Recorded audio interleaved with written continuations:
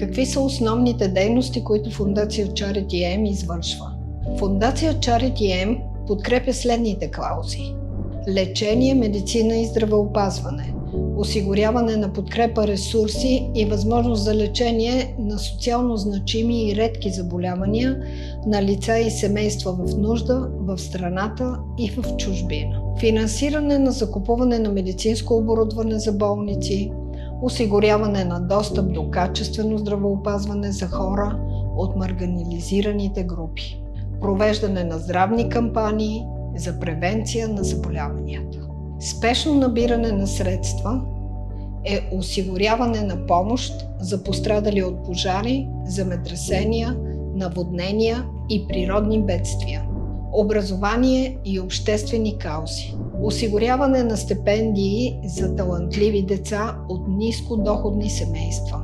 Финансиране на програми за ранно детско образование в уязвими общности. Подпомагане на изграждането и обновяването на училища в селските райони. Осигуряване на ресурси за модерно образование. Грижа за възрастни и самотни хора.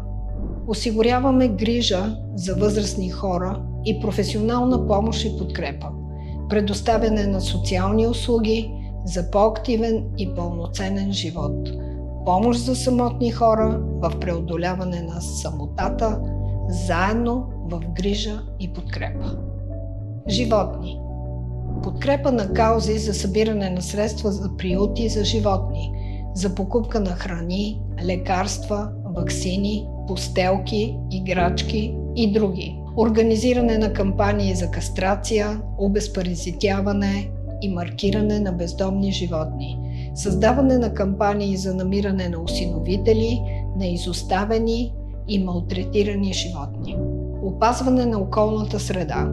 Застъпничеството, подпомагане на усилия за опазване на околната среда и устойчивостта, финансиране на проекти за опазване на природните ресурси, подпомагане на инициативи за борба с климатичните промени, повишаване на екологичната осведоменост сред обществото, подкрепа на зелени технологии, подкрепа за култура и изкуство, финансиране на стипендии за млади творци, подпомагане на културни проекти в различни сфери, реставрация на културни паметници, осигуряване на достъп до култура за хора от различни социални групи, набиране на средства за подпомагане на дейността на читалищата, насърчаване на културния обем и разбирателството между различните общности, помощ за бежанци и пострадали от военни конфликти. Фондация Charity M организира кампании в подкрепа и помощ на бежанци и хора, търсещи убежище,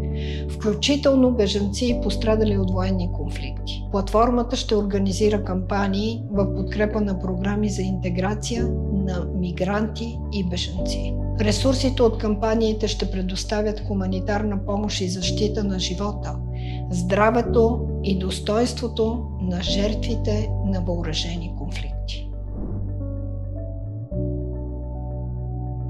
Фондът за събиране на средства за деца в риск на Charity M се грижи за нуждите на тези деца. Чрез нашата платформа всеки ден помагаме на деца в риск за равен достъп до образование, здравеопазване и достъп до чиста питейна вода, храна, дрехи и основни неща за живота. Децата, живеещи в бедност, са изложени на рискове, включително недостатъчно хранене. 1 от 10 деца в България е с хранителни проблеми. Децата от бедни семейства често изостават в образованието си и са по-склонни да напуснат училище рано. Тези деца от бедни семейства често са изключени от социалните дейности и възможности. Децата в бедност са по-склонни да страдат от хронични заболявания и да имат по-ниска продължителност на живот.